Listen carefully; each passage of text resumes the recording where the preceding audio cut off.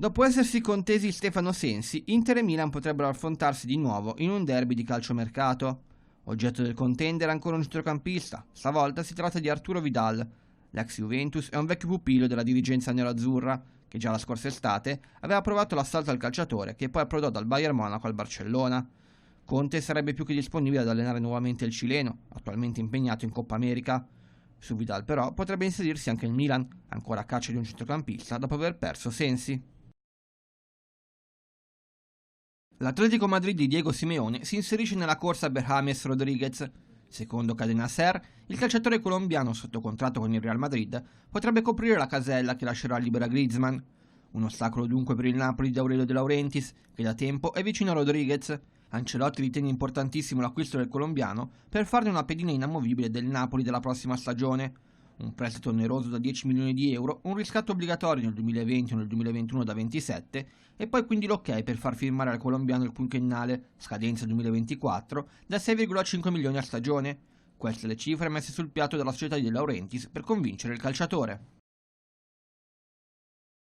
L'attaccante della Roma Stefan El Shaarawy ha deciso di declinare l'offerta pervenuta dallo Shanghai Shenhua negli ultimi giorni. L'offerta era davvero una di quelle irrinunciabili, 50 milioni netti per 3 stagioni, ma il faraone ha deciso di rinunciarvi per continuare a giocare in Europa. Non mi sento pronto per affrontare una scelta così drastica. A 26 anni voglio ancora giocare nel calcio che conta, ha dichiarato l'attaccante italo-egiziano, che adesso dovrà affrontare con Petracchi il rinnovo del contratto, in scadenza nel 2020. Il giocatore chiede 4 milioni di euro netti l'anno. Le parti presto si incontreranno e sicuramente troveranno un accordo. El Shaarawy è stato il miglior marcatore nella scorsa stagione della Roma, con 11 gol e 3 assist, e la sua voglia di rimanere sarà fondamentale per Fonseca nella prossima stagione.